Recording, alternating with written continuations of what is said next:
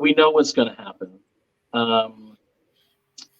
That this is a socialist type of thing, but it's a different brand of socialism than the current public schools. Is that it's going to capture the private market to a degree that is almost impossible to break free or to work outside of. All of this money is going to go into the hands of mothers and parents who will use it to, purchase educational items, and that's going to create the whole education market. The private education market will be captured by that money, and costs will rise. I mean, I can just imagine libertarians taking their school vouchers to their private school of choice proudly. I helped create this, and handing it over to but I mean, there's a lot of people that already pride themselves in paying for private education for their kids, but that market will be flooded with these new vouchers. And so how do you maintain that standard of excellence and of availability to these people that want to have something different? They're going to raise the prices even more, so that we all know what's going to happen. It's the same thing that would happen with any other type of market. Buy my novel, Escape from the Village, from major booksellers online. Go to escapevillage.com. Subscribe to the Substack. Go to fountainheadforum.substack.com. Support the forum. Go to buymeacoffee.com/fountainheadforum. Thank you. I have your permission to record, upload, and use this in perpetuity. Yes. Hello. Welcome to the party, pal. This is Fountainhead Forum 201. I'm talking to Elijah Stanfield, who is the illustrator for the Tuttle Twins series. He does the artwork, so if you like what you see there, you need to talk to this guy. And he's been working with Connor Boyack for a while. We may talk about that. But we're also going to talk about an article he recently published about school choice and how things could affect, the growing movement to take children out of the system, which is something that's certainly gives me hope. How are you, Elijah? I'm doing fine, Chris. The first question I always like to start out with, Elijah, is how did you become a libertarian and how did you get into all this? It was right before the Ron Paul 2007 campaign. I started with YouTube. I just started watching videos. I learned about the Fed, and that really got me depressed. Once you figured out that they've got us, trapped in all corners. There's nothing that we can really do about that.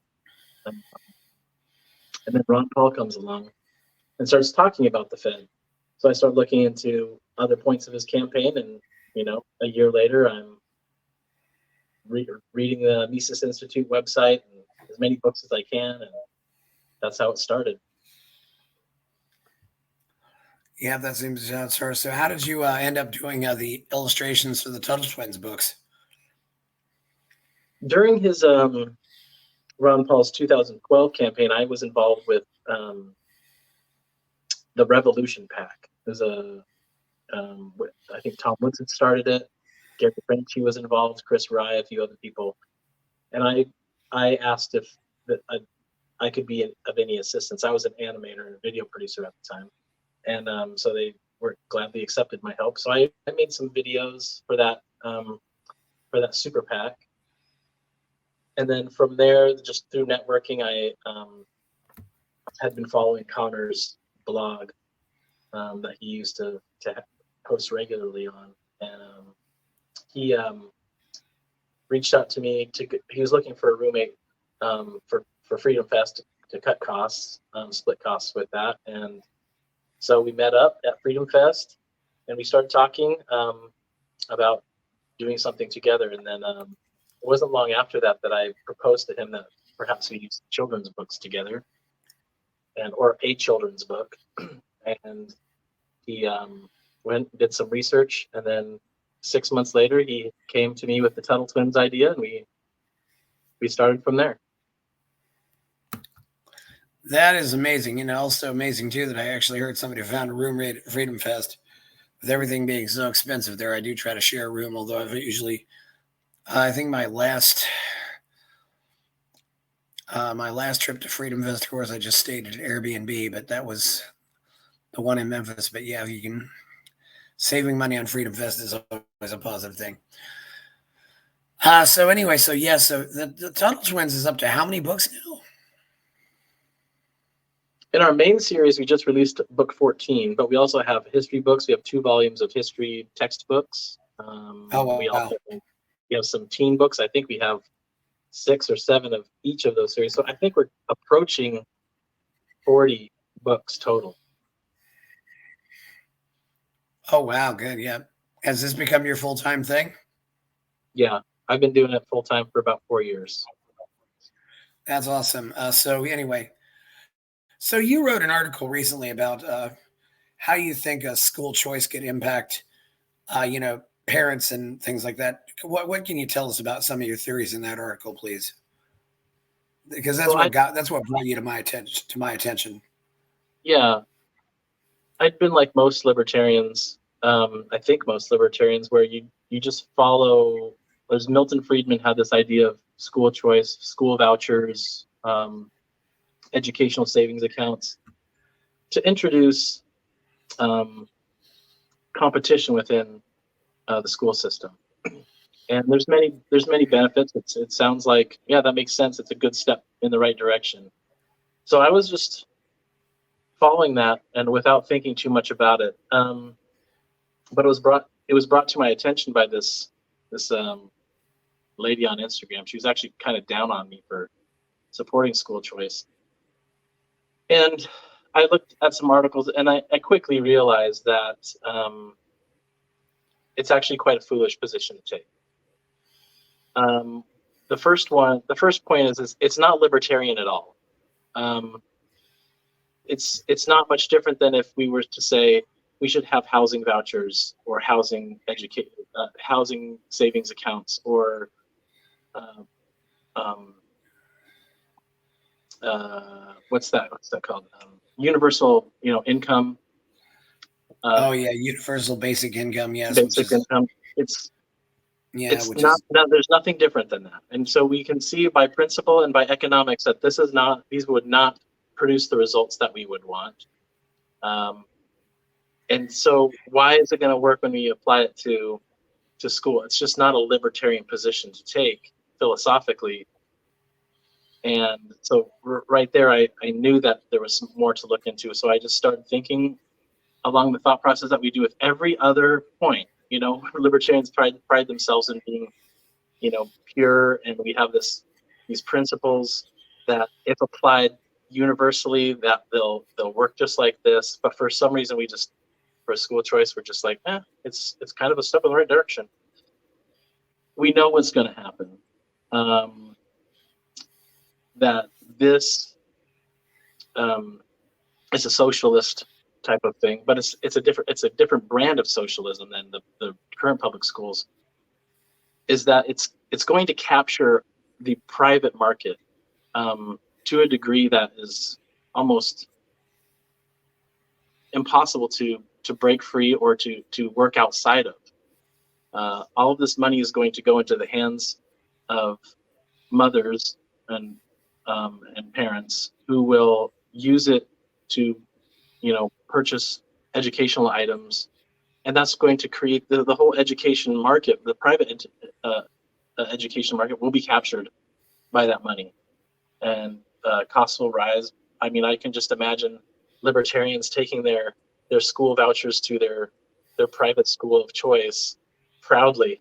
I helped create this, and handing it over to but I mean, there's a lot of people that already pride themselves in paying for private education for their kids, but that market will be flooded with these new vouchers. And so, how do you maintain that standard of excellence and of availability to these people that want to have something different? They're going to raise the prices even more, so that it's just we all know what's going to happen. It's the same thing that would happen with any other type of market. Yeah. Public money flowing into it. Well, one argument I like to use, we've long had this a sort of voucher system with regard to colleges, and look at what's happened in colleges for the last 50 years. There was a time when you might have been able to pay for 4 years of college what was the same as maybe as the price of a nice car. Right. You could work summers and part-time and pay for it, or you could just work for a couple of years and then go to college. There's many different ways that you could have done it, but now it's impossible.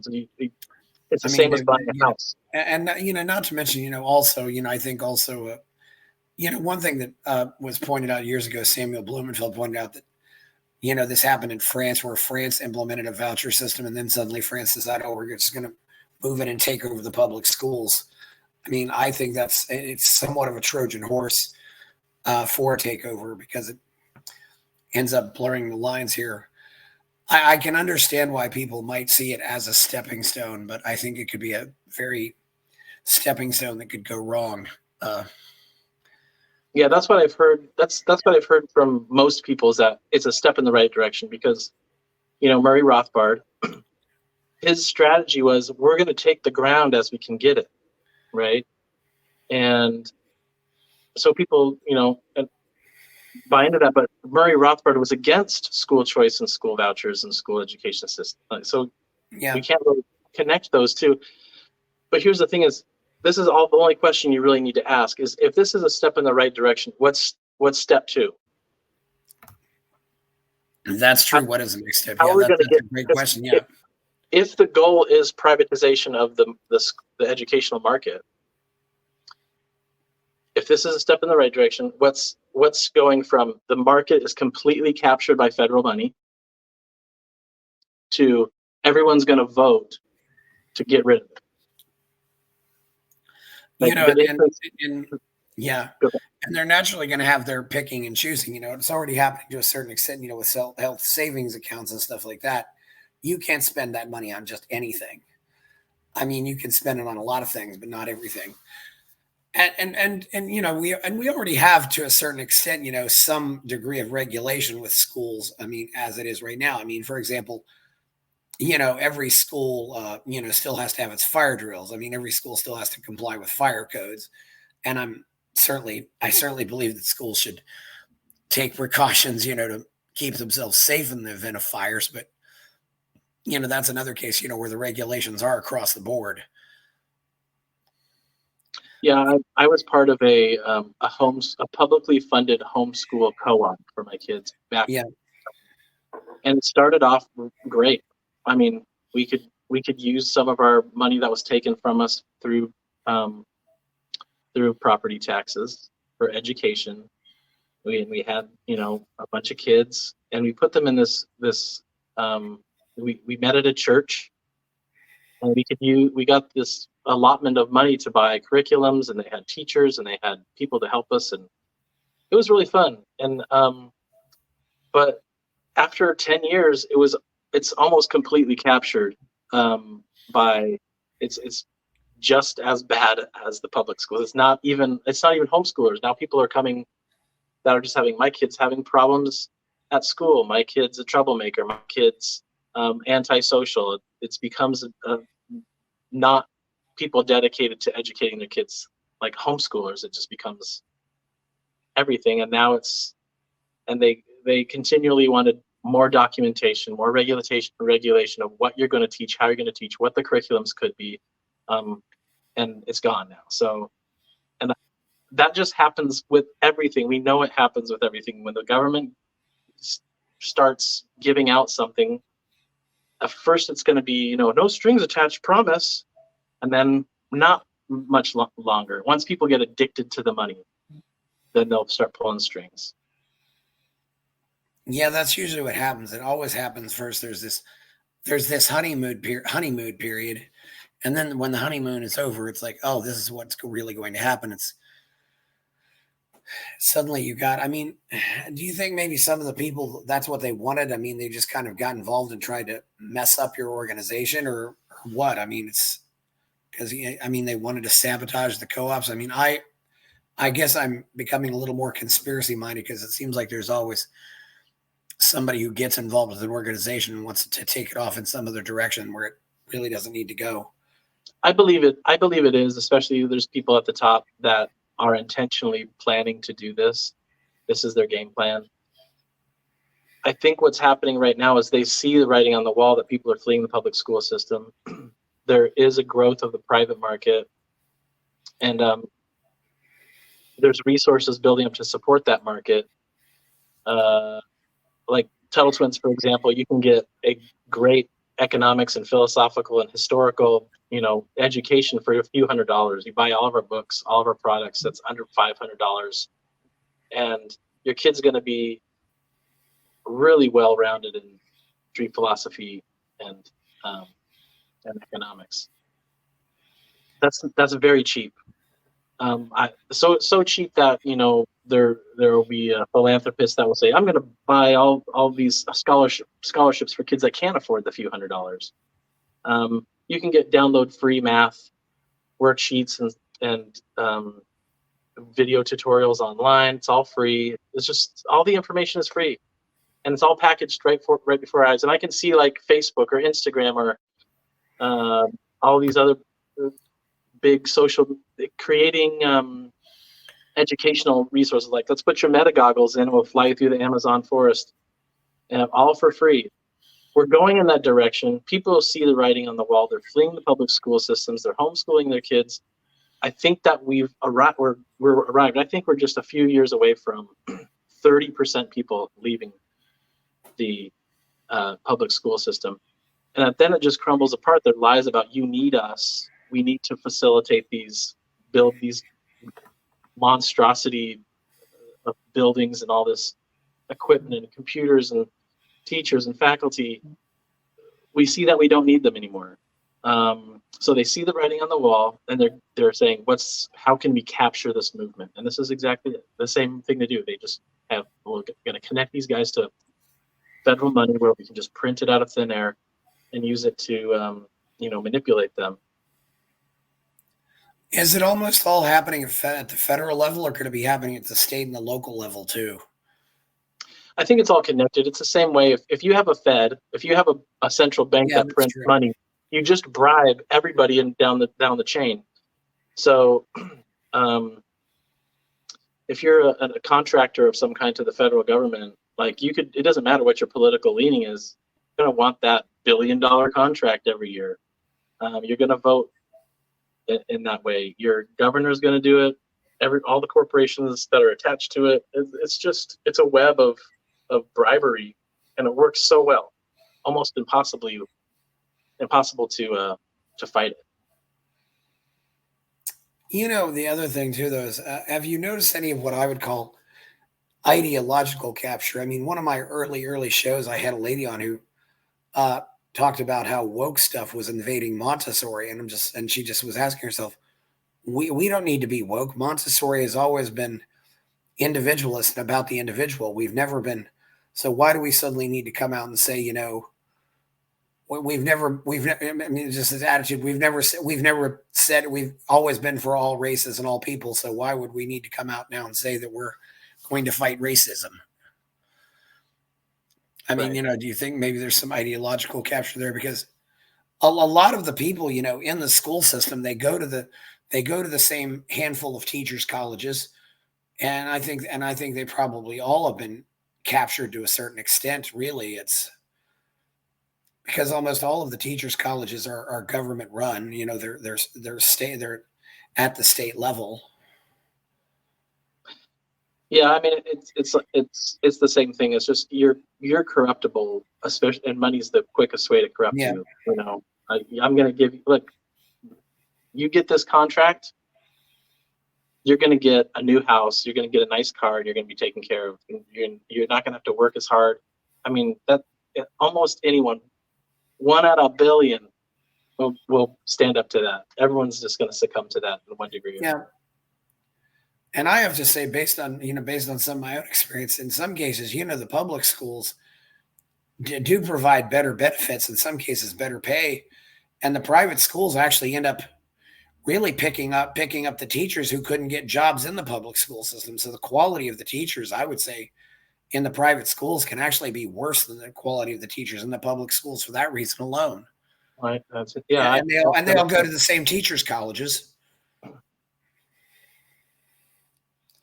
Yeah, I can imagine that. I haven't looked into that, but that's an interesting idea.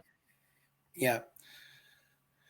So, I mean, also, I do wonder also, though, if we need to maybe relook at the whole attitude of how schooling per se is structured and why it is the way it is. I mean, why do you need to go to one, for example, why do you need to go to one school for everything?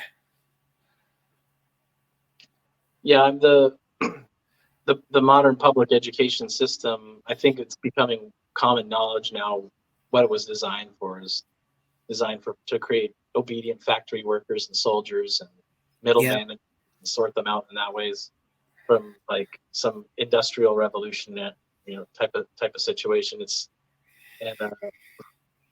So we kind of all know that now, but still, because government never changes, once you kind of get that bureaucracy intact, they're going to do everything they can to perpetuate and find reasons to continue their own existence. We're still building schools that are meant for last century. Why are you still putting kids in these classrooms, these boxes, these prison-like buildings? They look exactly the same as that they were 100 years ago, except just modernized. And we're going to get the same result. And we're just spending so much money, billions and billions and billions of dollars to perpetuate something that's not good for us. There's much better ways to educate kids. And I'm even starting to question myself, why does somebody go into teaching in general? I mean, they'll say something like, well, I want to help kids maximize their potential. But I mean, what does that mean? You want to mold them in a certain way. It's that isn't always the case, and sometimes you do have, I think the best teaching is that when you have somebody who's passionate about a subject and they want to teach it, you might, you learn karate, so you go to a karate school and that person has a karate school because he or she loves karate and wants to share that with people. Yeah, I agree. And I think what we want to do is just give opportunities for our kids to explore their different interests and figure out what they, learn skills along the way, but figure out what their calling is in life, their passion. Yeah, I mean, I do think that maybe that could be one of the best blessings in disguise of all this coronavirus nonsense. And, that was why I was always, as much as I was always totally opposed to, all of this coronavirus nonsense. And I thought it was just a psyop from the beginning. But every time it would come up, I'd be among people and say things like, oh, we got to keep the schools closed. And I just kind of go along and said, yeah, got to keep those schools closed. Got to keep them closed.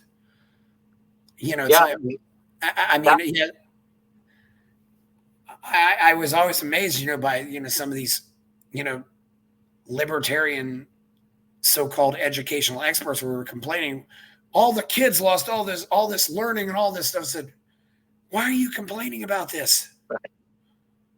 I felt the same way, but then there's the other side of it. There were a lot of kids that were suffering, and not because that they were missing out on whatever their teacher was going to teach them, but they were just missing out on. They were literally trapped in their houses, living on the streets, because of their family situation wasn't that great. And there's a lot of situations that kids are in that are bad. So I felt bad about that, but you're right. I think, one, they're not missing out on anything. The kids probably had a better educational opportunity just playing in the streets, having like a year and a half of summer break in a lot of cases. But the other thing is, everyone started to see what the state was all about. That this, people started questioning people understood that what the government really is, what they're capable of, how much they actually don't care for us, how much they'll lie right to our face. And there's a large population of the country now that has awakened to the nature of the state, and they will question things now, which is amazing. And that's when we Well, started having a lot of success with the Tuttle Twins, as people wanted answers and we were providing them. And that's very encouraging, kind of silver lining of that whole mess. well, I also think, but because some people had to make it work, they figured out ways to make it work. Because I always talk to people about homeschooling, and I tell them, and they'll kind of say, "I don't think I can make it work," and I will just tell them, "Go out and talk to some of these people and ask them how they made it work before you just say I can't do it." It's, uh, but yeah, there are a lot of factors out there. I mean, I think one of the best things that could be done would be to raise the tax deduction for having dependent children. Uh, that would return the money back to the parents immediately, and they could do whatever they wanted from there. Don't know how much of an impact that would make, but as far as I know, I don't believe that's kept pace with inflation. Do you have kids yourself, or what's your situation? Yeah, I have 6 kids. There's 3 of them are adults now, Okay. but yeah, we've basically homeschooled them all. Well, that's great. So yeah, so you made it work. 6 kids. Yeah, you know, that's Yeah, I mean, yeah. it's You don't look old enough to have adults as kids. That's I'm 46, I think. yeah. So yeah, my oldest is 24. So we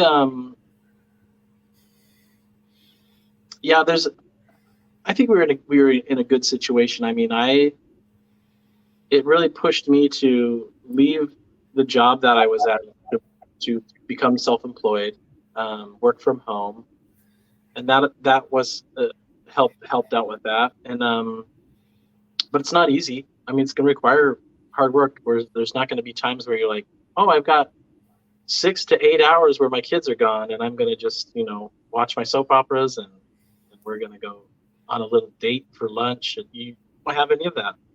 Especially when your kids are small. It's hard work, but it's just where are your priorities. What do you really want, and what sacrifices are you willing to make? And I can't make that call for everybody. But it is possible. You can sacrifice certain things to make it happen if you really want to. Yeah. How old is your youngest? She's 9, almost 10. Okay.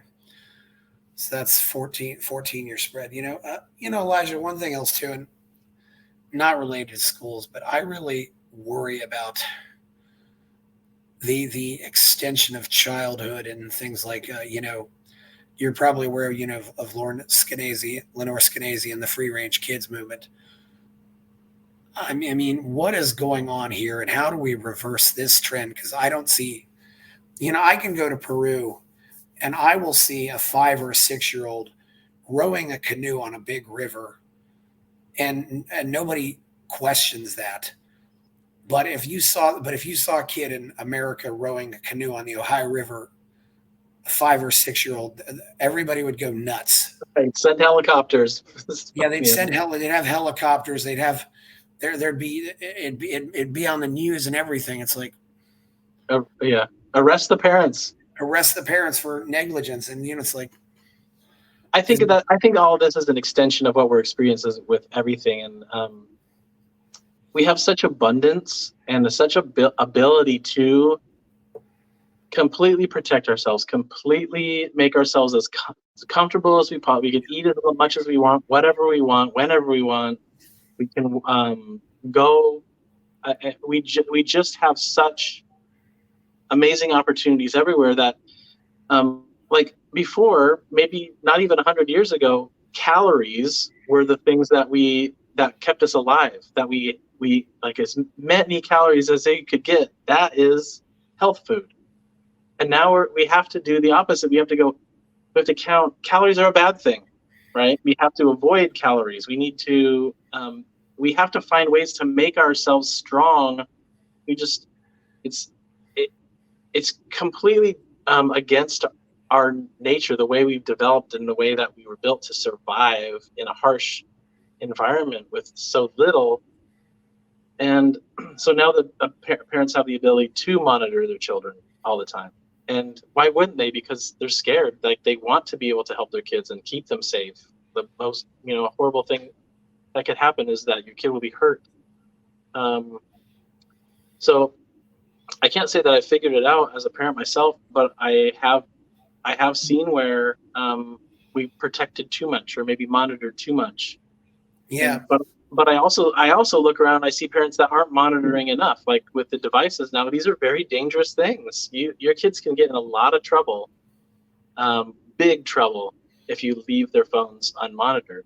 So I'm constantly looking for the balance. But I think that's probably the first step, is just being conscious of the issue, that we need to figure out how to deal with it. We need to actually confront what's going on, is that we can protect them too much. We can not allow them to experience hardships and struggle, and so it's a dilemma of our modern age that I don't think we figured out. That is one thing. What do you do as a parent nowadays to try to protect your kids? Because we didn't grow up with this. I suspect. You told me how old you are. The first time you saw dirty pictures, you probably saw them in a magazine, right? It's not that way with the kids now. Right, you'll see it like in a gutter, or you're fishing, you see it under a rock or Yeah. something like that, right? But now it's like nowadays you can see it on the net and you can see it anywhere. I'm kind of glad I didn't have access to all this when I was growing up, because I think I might have gotten hooked on it too soon. But oh, absolutely. I mean, it's a dangerous situation for a developing mind, and do you say you can only have access to the phone certain hours of the day, or? We're conscious of our screen use, and yes. How do you protect your kids, or how do you help your kids navigate the internet, which is something we didn't really have access to when we were growing up? And I think smartphones are another equation to all this, because it seems like nowadays kids, you're kind of forced to have a smartphone, which I think is unfortunate, but it's, yeah.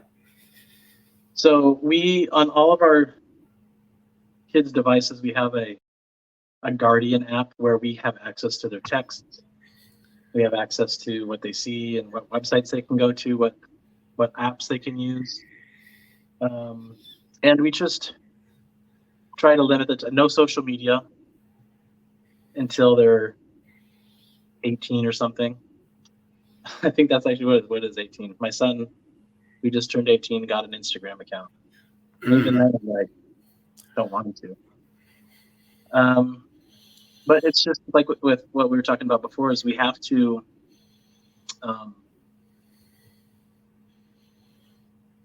make them go outside and make them develop skills that aren't video games and screens. We have to encourage them to do uncomfortable things, where, skateboarding, right? Kids are it's almost like they're not going to just stumble onto skateboarding or playing an instrument or anything like that. It's like, you're going to play video games and you're going to be on your phone, and maybe there's a sport that you're going to do at the school.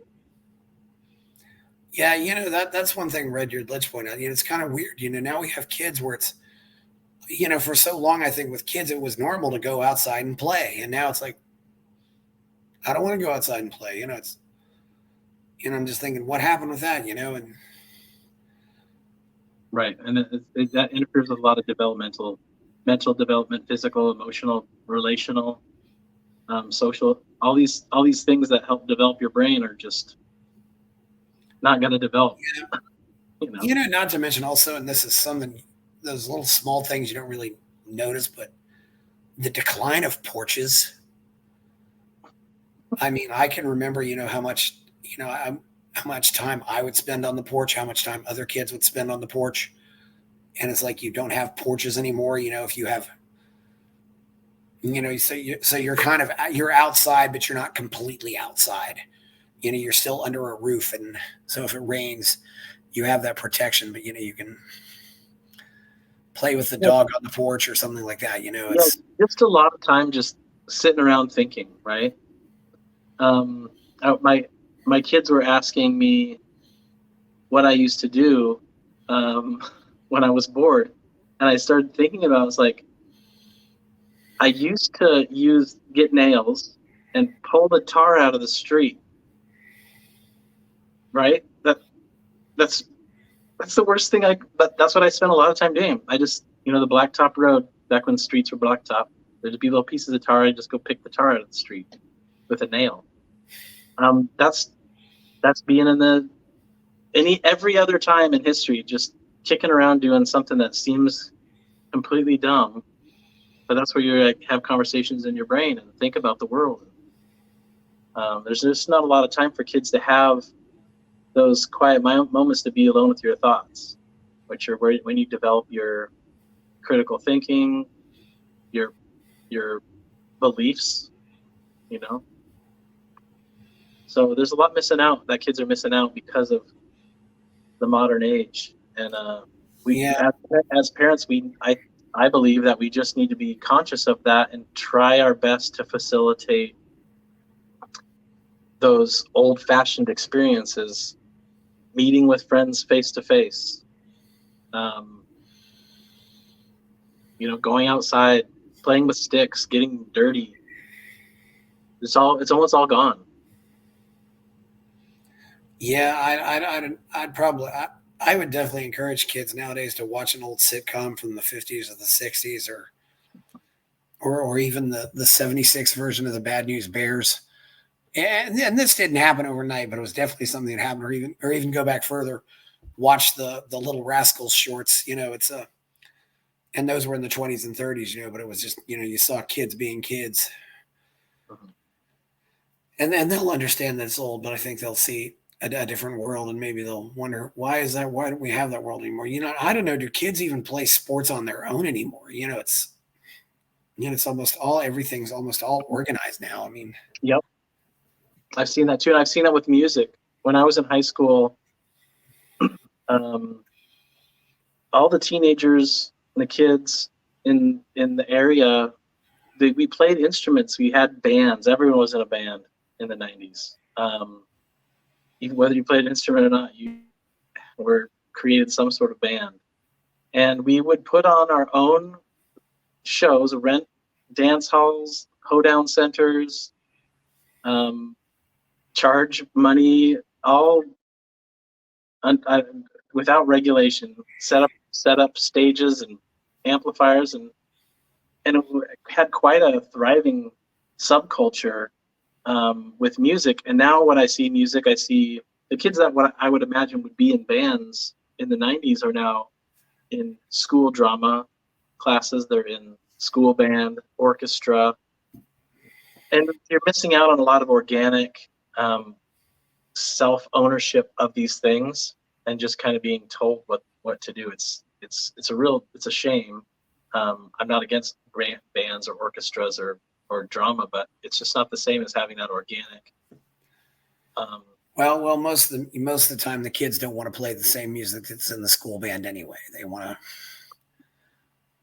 Right, but that's a thing that's gone away. I don't see a lot of kids starting bands. There's a few. My son, when he was 15, decided that he wanted to focus on his music, and he got a band together and started playing, and that's what he did for the last few years of his teenage life.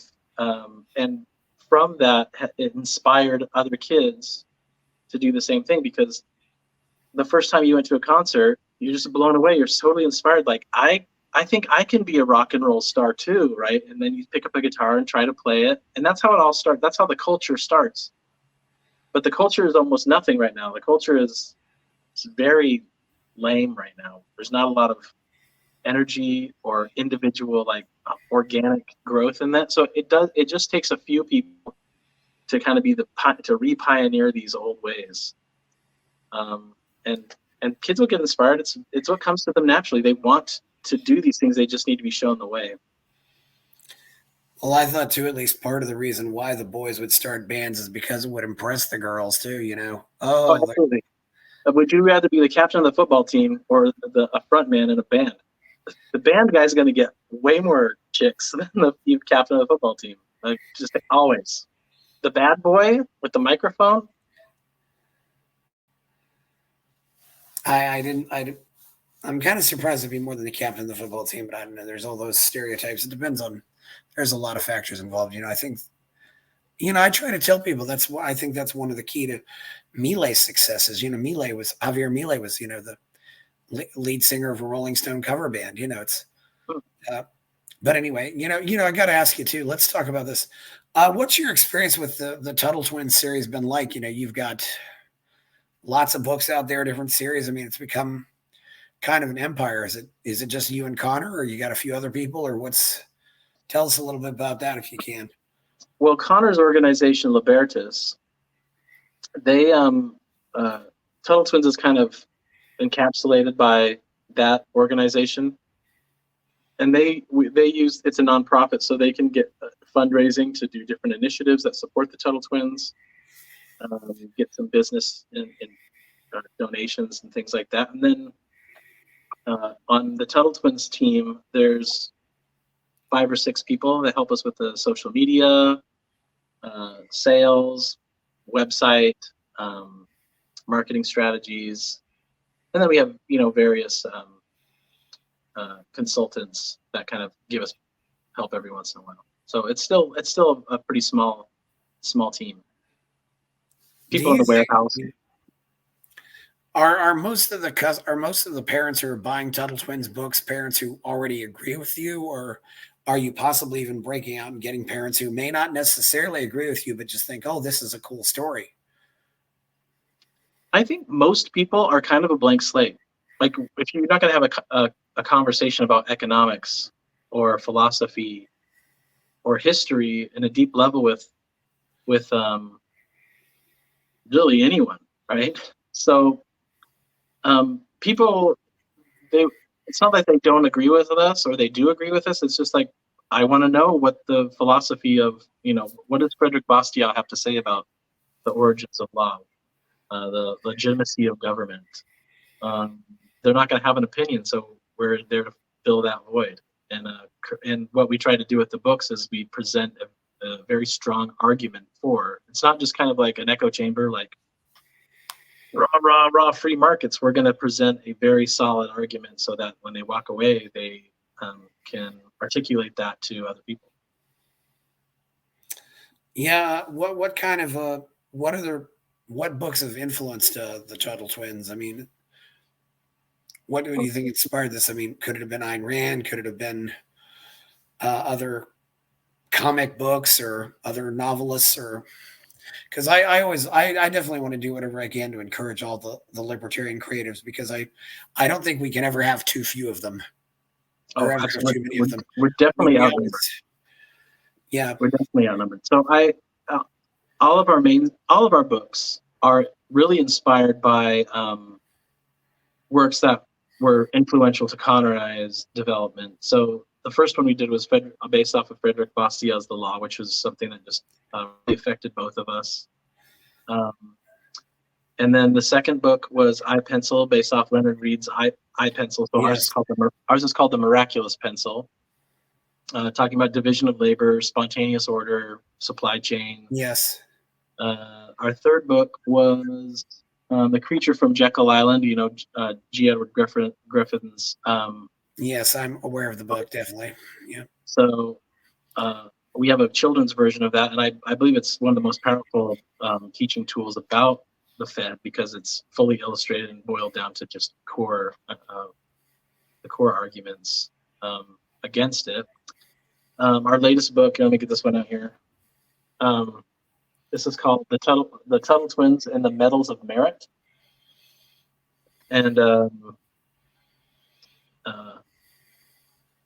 what we do is we go in and we explain the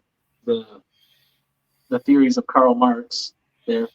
But these are the people. We have Thomas Sowell, Hans von Hoppe, and Ludwig von Mises, who refute those. arguments. Yeah, and And so, and congratulations, because you did not have to tell me who those people are. You drew them, and they look like the people. That's always a good sign. right. So Obviously, people are we have just to listening. They're not going to see we this just video. tell these are the Tuttle Twins. They just have these adventures and problems, weird things happening in the world. And they understand them. So we usually have like a mentor figure that comes in and kind of like tells them and this one's about has Thomas Sowell as their mentor, and he's going to teach them why their track meet is Marxist and what they can do about it.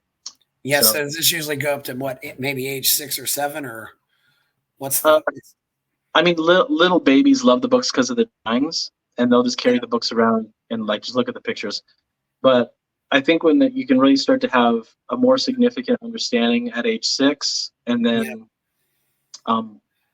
even you could give this to a teenager, adult, an old person, and they're going if they're not familiar with the content already, they're going to learn something. These are all very powerful ideas. We want to everything that we do, we ask, like, if this was the last thing that we were going to do in our lives, with is this going to give the impact that we want? We don't want to just put out like whatever for the sake of putting out whatever. We want to really make an impact and put a piece of material out there that's going to plant seeds of freedom in people's minds and souls. So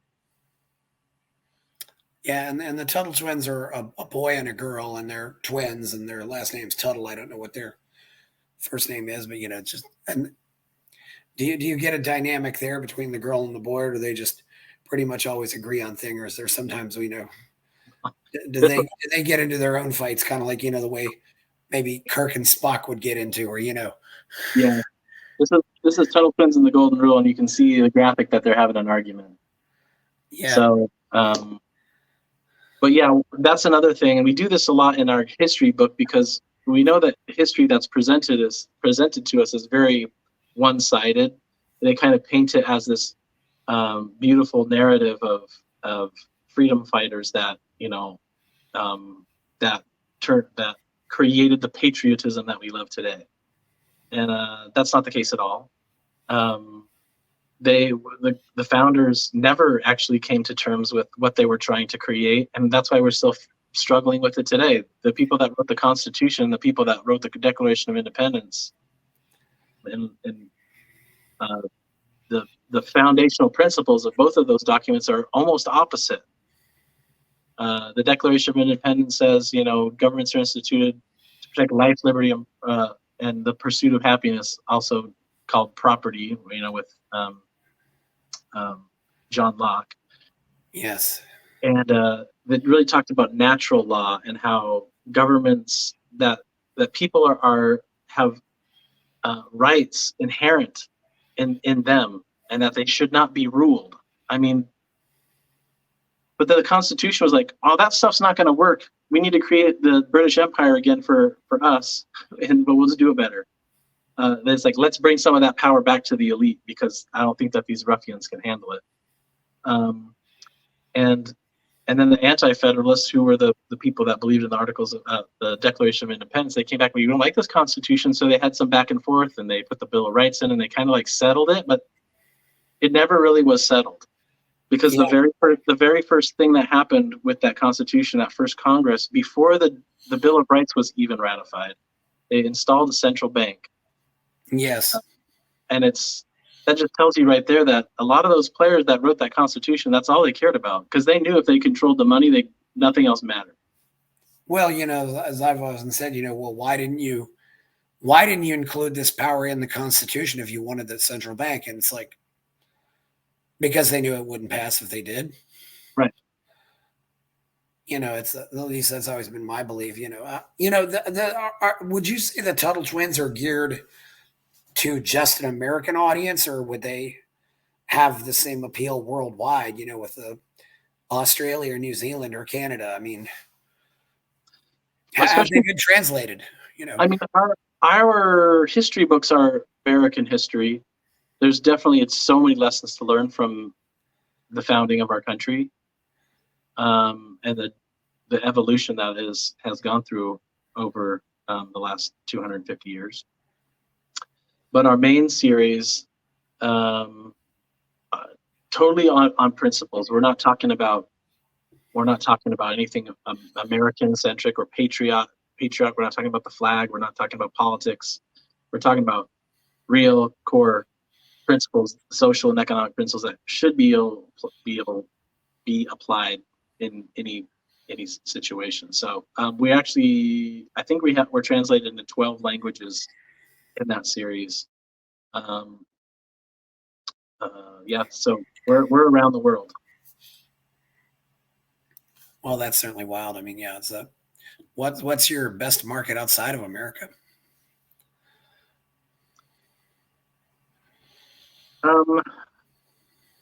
There's some places in Europe that we have people that have a contact said, hey, I want to kind of be the head man of an initiative here. So they we make the books for them, send them over to them, and they try to distribute it. But Brazil has a lot of want. There's a big market in Brazil that's growing, but I really would like to get this into Argentina, where they seem like they're having an intellectual revolution, and so yeah. Yeah, and once you get it into Spanish, you get it not just into Argentina, but yeah. Right. So I believe all of our titles are in Spanish. Yeah, so everything. So this is mostly. So what do you do that's maybe more middle grade, as the industry term is, which is not really kids' books, but not really the young adult? Or do you have anything that's middle grade? We do have teen books. Yeah. And those are more. We have a choose your own adventure style book, and those are more entertaining than philosophical or things, but we do touch on things. Like the first one we put out was called Hyperinflation Devastation, where the Tuttle Teens go to South America on a tour or on a vacation, and they get stuck there because there's an earthquake and the airports are down, and they have to they're put in these survival situations. You have to choose which, and throughout all of this, there's the government's interfering in certain things, making things worse for them. And they have to figure out how to navigate that. So, but then we have a series that's called the Tuttle Twins Guidebooks, and they're biographical or they're nonfiction books, and those are pretty popular too. So from there, adult books, the Tuttle Twins brand doesn't have adult books, but Connor has written plenty of books that are for adults. So that falls outside the Tuttle Twins. Yeah, who do you think's done some really good work or did some really good work in the past? I mean, my grandmother, a long time ago, of course, grew up in the days of the McGuffey readers, and there's, you even get into there's even a few, libertarian themes and some Dr. Seuss stories. And what do you think out there that's not from you that you think's really good?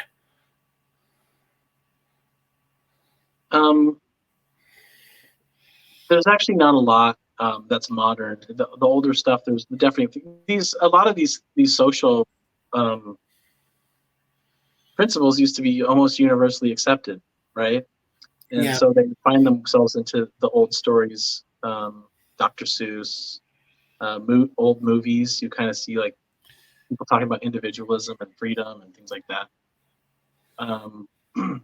But I've been head down in the Tuttle Twins for 10 years now, and just working my brains out. So I haven't really looked around. I do see like other books popping up since ours have had success from, Daily Wire, and Mike Huckabee's got a series like Brave Books. And I think Brave Books is generally good. I would get those for my kids. Yeah, there's also a growing market for kids' books about Bitcoin. I don't know if you went down that rabbit hole, but there's definitely a market there. Yeah, so pitching grown-up ideas to kids is becoming a thing, and I think we were early adopters, pioneers in that. in the modern age, but they're popping up everywhere. And some of them I'm like, it's not the same thing. Like they're just like, we're gonna teach you about how Donald Trump's the best ever. Like it's just the same old stuff, like Ronald Reagan was awesome. We're going to talk about heroes. We're not going to talk about principles. We're going to talk about heroes, and we're going to talk about the flag, and we're talking about Star Spangled Banner. Just more surface level patriotism, and that's obvious that they don't want to get at principles because that doesn't make for a very malleable society where people aren't easily manipulated by the propaganda and stuff. So. Well, I think you've always had that to a certain degree. You'll have certain, sure, certainly Gone with the Wind. Certainly said enough negative things about General Sherman. But obviously not a kid's story. But it's you definitely have these themes, and you certainly had historical books, where you'd read about Harriet Tubman or you'd read about other people. I mean, I think we have to see, that fiction has had an impact, whether it be, or for that matter, kids reading Mark Twain also, certainly was wrote some very memorable novels that had their lessons. I like to think that if Twain were alive today, he'd be a libertarian, but who knows? Right. Anybody else out there that you think was really did a lot of good work? I mean, there's some other comic books out there too, Yeah. So there's a gentleman named Jack Lloyd. He's got his own voluntarist comic books. He's been on the show. Yep. I just love how he just has an idea and he goes for it. A lot of people talk about, I want to do this, I got to do this, but he just does it, and he just does it quick. And I just really admire that about him and his wife, the philosopher. And but then Eric July, I don't know if his books aren't necessarily libertarian themed, but he's a strong libertarian mind, and he's having some success with his comic book company. There's definitely people out there. There's lots of music bands out there. Rock music has always kind of had this anti-authoritarian type of vibe to it, but recently it's not. So there's libertarians making music that's along the veins of anti-authoritarianism and stuff. So although I don't know if I hear libertarians talk about it enough, but more recently, I mean, I did read all 3 Hunger Games books, and I think that's a very libertarian book series. It's a little more explicit too than the movies. So, but it definitely goes in and sees what happens here. When you don't have a free market, you have everything regulated like this. I think those are powerful stories. I don't know. Did Ayn Rand or Heinlein or anybody like that have any influence on you? We do have a book, a Tuttle Twins book that's loosely based off of Atlas Shrugged. It's called The Tuttle Twins and the Search for Atlas. So Atlas is a weightlifter at the circus, the strong man, the star of the show, and the clowns want to get paid as much as he does. And even though he's been, busting his butt for 20 years trying to get ripped. So he leaves, disappears, and the circus crumbles down to pieces, and the twins have to find him and convince him to return. So I haven't read all of Ayn Rand's any of Ayn Rand's books. I did see Fountainhead as a movie, but really, by the time I started getting interested in actually reading, it was all nonfiction. So going back to fiction is kind of weird for me. So, but yeah, she's certainly had a massive impact on on people. Well, Rand also inspired another generation of novelists, although I'm starting to wonder if that's going away too, though. It's because a lot, like L. Neil Smith, J. Neil Schulman, Werner Vinge. I think she had some influence on Heinlein, but I'm also starting to worry if that's waning too. I don't know if there's the same Also as any great movies, with libertarian themes. I mean, I think there's some out there. Certainly, it's what do you think? Any movies or any artwork like that? Do you think has a good libertarian theme? I haven't seen a lot of movies lately, but I do know that, I mean, humans, especially artists, I think they want to they're naturally inclined to individualism. They want freedom. They want to not be controlled. They hate authoritarianism. I think everyone kind of feels that way, but when you apply it into the world, they just don't understand how to. They end up just going for the opposite, and it doesn't make sense to me. But that's why I think that these books are important. Is because it helps you put two and two together. Like, you want to be free, right? You don't believe that there should be tyrants telling people what to do and how to live their lives. Well, can't you see that's what you're advocating for yourself, like in policy and in your attitudes in the world? And that's why I think it happens so fast. Is once people kind of get those ideas planted in their heads, they start to see in the everyday life how it's all going wrong, and that's what's so great. That with me, my mind was changed so much by the ideas that were planted in my head by first by Ron Paul. Then the books that I read after that just blew my mind, and I changed my mind forever. So. Yeah, I often wonder, how much, just watching MASH as a child influenced my whole position of being an anti-war person, because MASH is always a very, very clear about, being anti-war, and when you think about it, they do kind of hit you over the head with it. But sometimes I think that's, one thing libertarians do, though, is they're so over the top in the message that it kind of turns people away who might be neutral.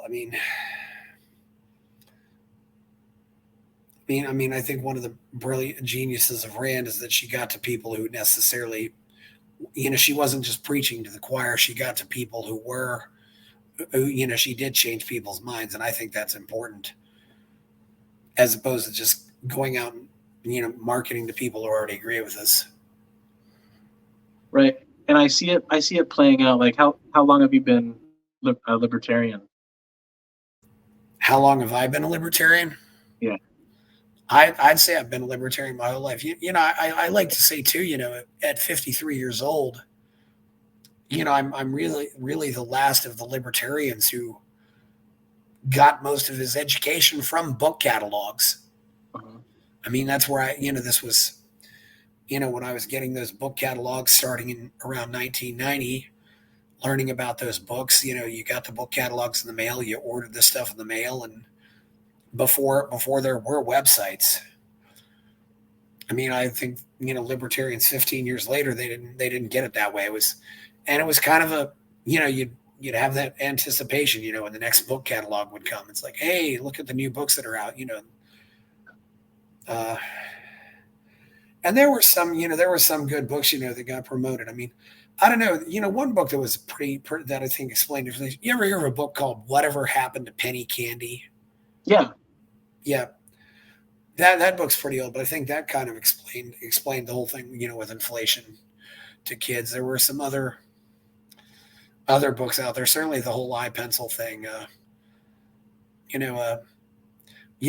taking off iPencil. I know the lovely Julie Borowski came out with that book, Nobody Knows How to Make a Pizza.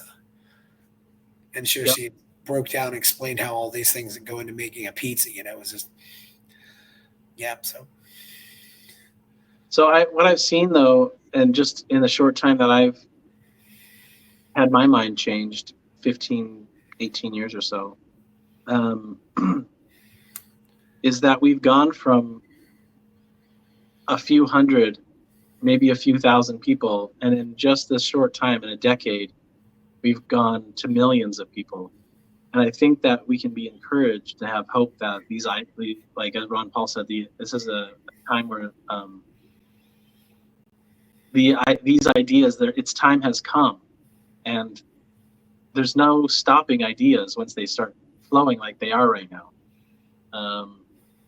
And so I'm hopeful if we continue the rate of growth that we've had in the last 10 years of people understanding these principles and freeing themselves inside, right? Being a free person, saying no. Like whenever someone says mandate, you get fired up.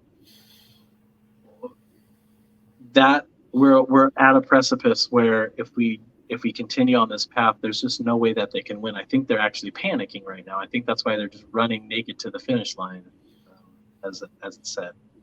They know that their time is limited to pull off the scheme, and we're just watching them do it in the most obvious ways. And if we increase our numbers by teaching people, and we are vocal in what's happening, we're going to move that Overton window to where people can just call it out. And I think we're there. People are just calling out the like with Trump getting his ear shot off.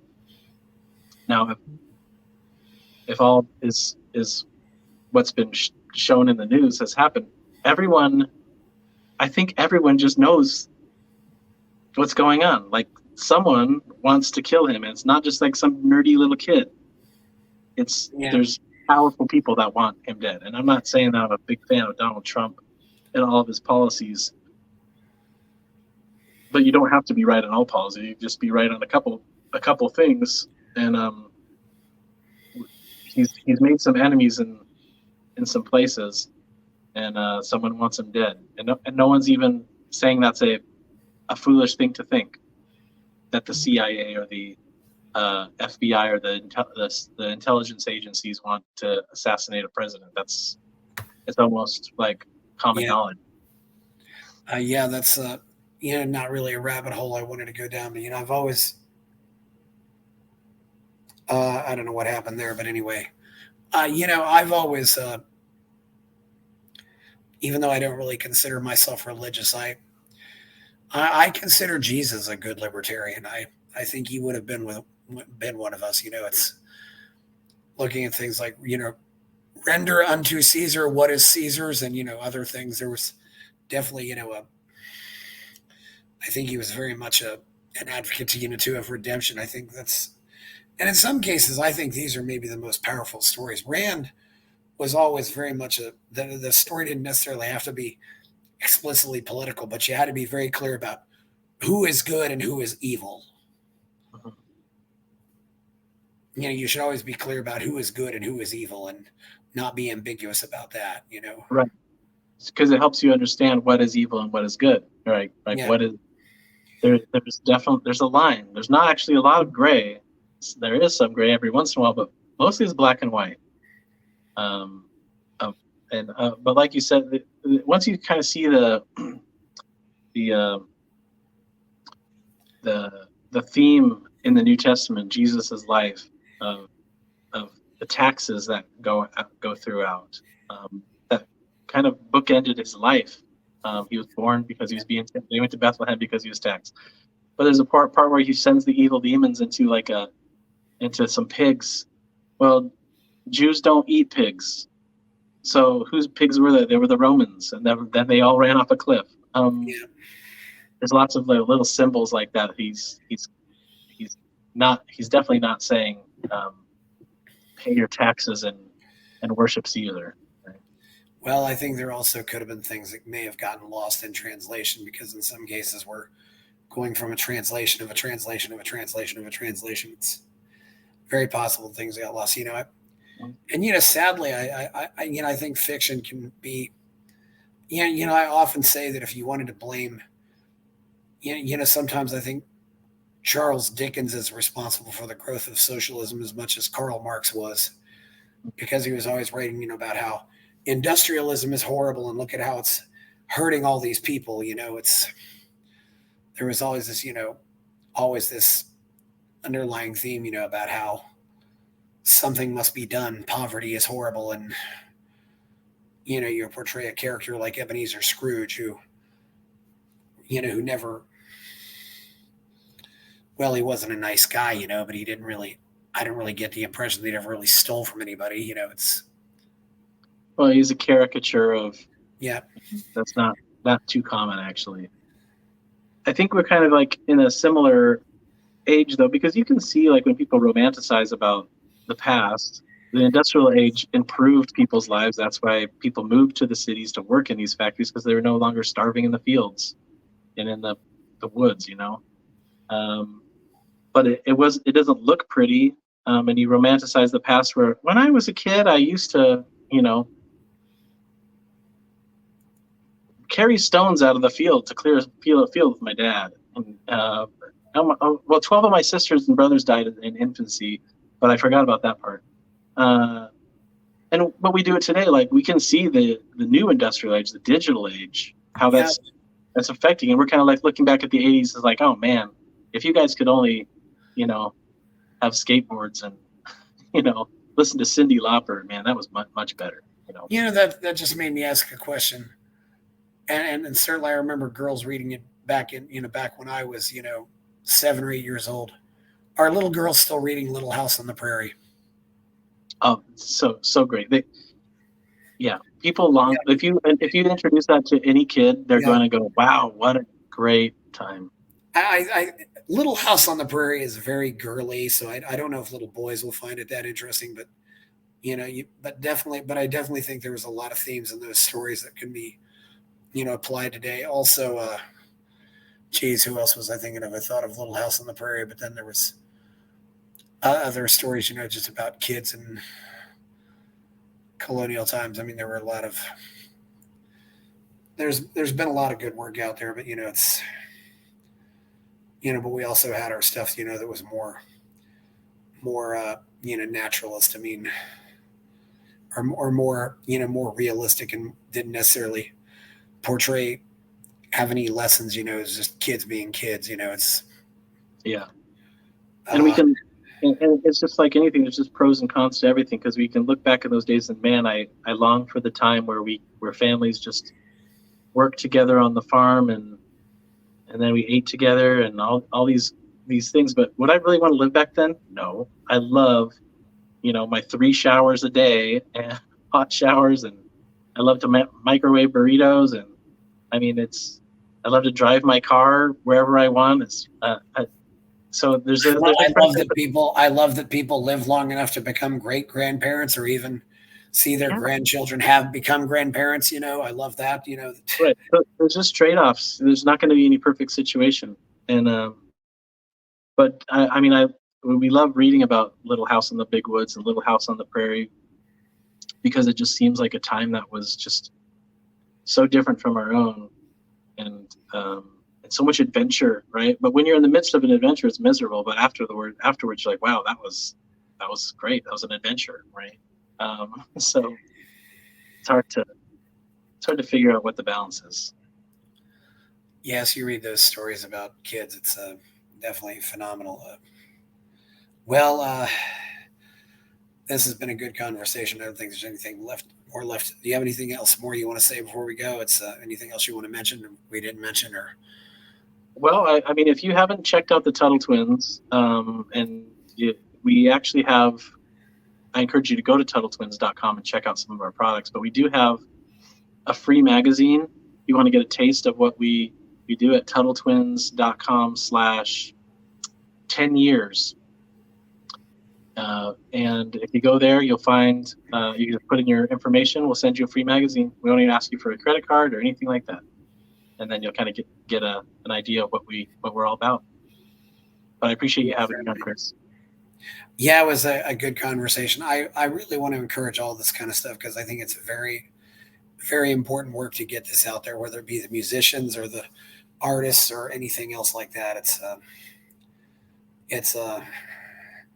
definitely an interesting time to be alive. And it sounds like you've had a lot of steady growth with the book sales. Is that fair to say? Or yeah, we had a spike in 2020, obviously, when everyone became homeschooled immediately.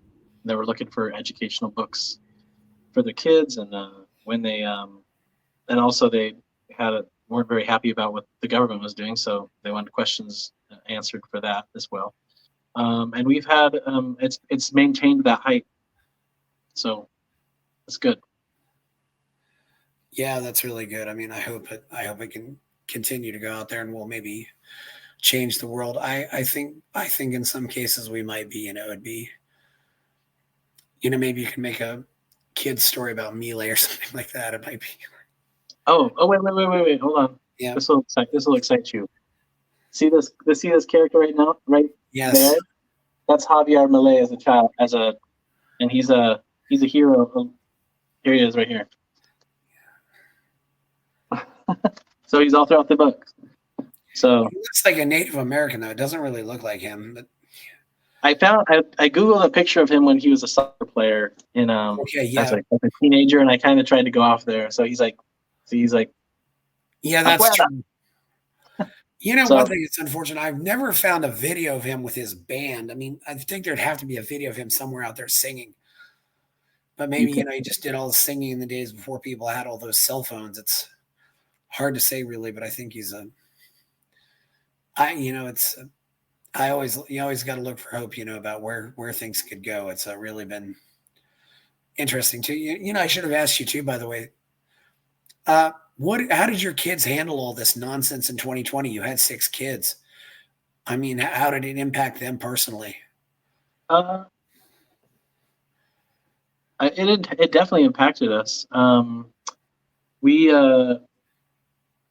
about 3 months into it, we decided that we were just going to stop playing the game, and so we all went without masks and did all that stuff, and it was really hard, and in Washington State where we were from,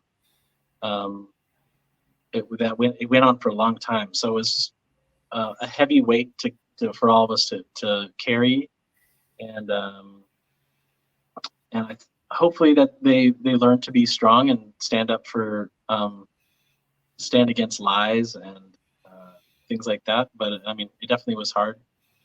We did our best though to have as normal of a life as possible and enjoy it. We had a couple concerts in our backyard for my son that does music. They were technically illegal, but yeah, we just did a lot of that stuff, and then we left. Now we're in Tennessee, which seems to be that they didn't buy into the COVID stuff as much here, so we feel a little. They didn't, but you still, it's funny. You still Washington still has no income tax, and I always say it. I've been to 46 states, and there is no state that is prettier than Washington. I agree. It's a shame because leaving all that natural beauty. I don't know where you were exactly, but were you in Seattle or where were you? And I was on the other side of the mountains in the Tri-Cities area, but I agree with you that I love that everything is it's perfect. The mountains are majestic, and the forests are just green and amazing, and everything.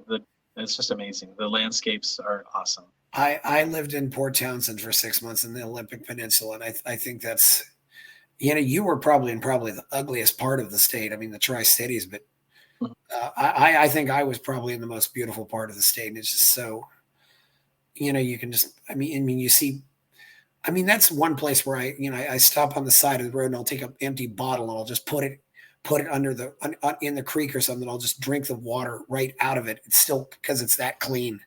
Yeah, it's right off a glacier. Yeah, it's so, and it's cold, and it's just, it's so amazing in so many ways.